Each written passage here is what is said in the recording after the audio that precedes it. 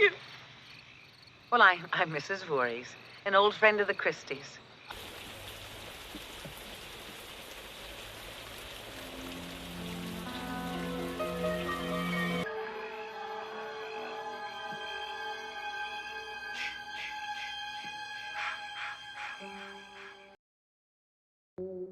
Halo guys, apa kabar semuanya? Kali ini saya akan menjelaskan alur cerita film yang pastinya sudah tidak asing lagi di telinga kalian, yaitu Friday the 13th. Jika mendengar judul film ini, pasti kalian akan langsung mengingat tokoh utamanya kan? Ya, siapa lagi kalau bukan Jason Voorhees. Jason merupakan karakter psikopat fiksi yang sangat populer di bumi karena kesadisannya saat membunuh korbannya. Dia digambarkan sebagai sosok pria berbadan tegap, memakai topeng hoki, dan selalu membawa golok ataupun senjata lain. Saking populernya si topeng laknat ini, filmnya total sudah dibuat sebanyak 12 dari tahun 1980 sampai 2009. Bahkan gamenya pun juga dibuat dan sangat populer pada tahun 2017. Nah, untuk film pertama ini, kita belum akan melihat pembantaian yang dilakukan Jason. Tapi, kita akan melihat pembantaian yang dilakukan oleh seseorang yang tidak kalah sadisnya seperti Jason. Siapakah kira-kira orang itu? Oke guys, nggak pakai lama-lama lagi, langsung aja kita masuk ke alur ceritanya. Ini dia videonya. Cerita film ini diawali pada tahun 1958, yang mana kita akan melihat sekelompok muda-mudi sedang bernyanyi gembira di sebuah tempat perkemahan bernama Crystal Lake. Mereka adalah konselor yang bertugas untuk memberikan penyuluhan atau konseling bagi anak-anak yang berkemah di sana. Nah, dua dari konselor yang bernama Barry dan Claudine tiba-tiba cabut dari sana karena sudah tidak tahan dengan barang masing-masing. Mereka kemudian masuk ke dalam sebuah kabin dan bersiap untuk melakukan dosa. Baru aja mau bersenang-senang, mereka dikejutkan oleh kedatangan seseorang. Tanpa mengucap satu kata patah pun, orang itu tanpa disangka-sangka langsung membunuh kedua sejoli itu dengan menggunakan pisau. We weren't doing anything, we were just messing around.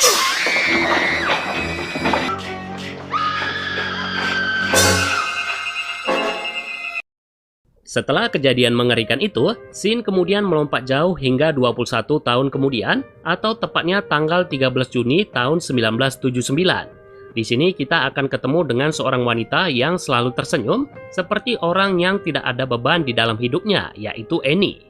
Annie ingin pergi ke perkemahan itu karena dia telah direkrut untuk menjadi konselor di sana. By the way guys, perkemahan itu ditutup sejak kejadian pembunuhan tadi, dan baru sekaranglah perkemahan itu dibuka lagi. Nah, Annie yang kebingungan di mana perkemahan itu berada, kemudian bertanya pada beberapa orang. Spontan orang-orang itu langsung terkejut karena tidak menyangka perkemahan itu akan dibuka lagi. Mereka sangat takut dengan perkemahan itu, bahkan ada yang menyebut itu adalah Camp Blood atau perkemahan berdarah. Walaupun warga menyebut itu adalah perkemahan berdarah, Annie nggak peduli. Dia kemudian diantar oleh seorang supir truk minyak yang kebetulan akan lewat ke sana, yaitu Enos. Nah, pada saat mau pergi, ada seorang pria yang menyuruh Annie agar tidak ke sana. Pria yang bernama Ralph itu bilang kalau tempat itu sangatlah terkutuk dan sekalinya Annie masuk ke sana, dia tidak akan bisa kembali lagi. Enos menyuruh Annie untuk tidak memperdulikannya karena dia sudah dianggap sinting oleh warga sekitar.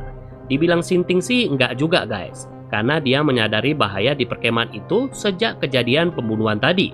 Hanya karena dia sering mabuk-mabukan, jadi orang sekitar menyebutnya si Ralph gila atau Crazy Ralph. Di dalam mobil, Enos bilang tentang kejadian pembunuhan tadi, lalu pernah ada kejadian sekelompok orang yang dibakar, dan pada tahun 1957, ada seorang anak kecil yang tenggelam di danau itu.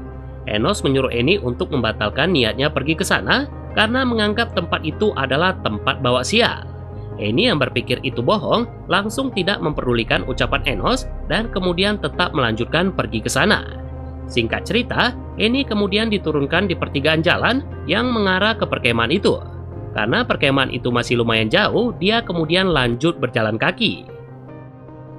Kita tinggali dulu ya si Annie. Sekarang kita akan bertemu dengan 3 orang anak manusia yang juga akan menjadi konselor di perkemahan itu.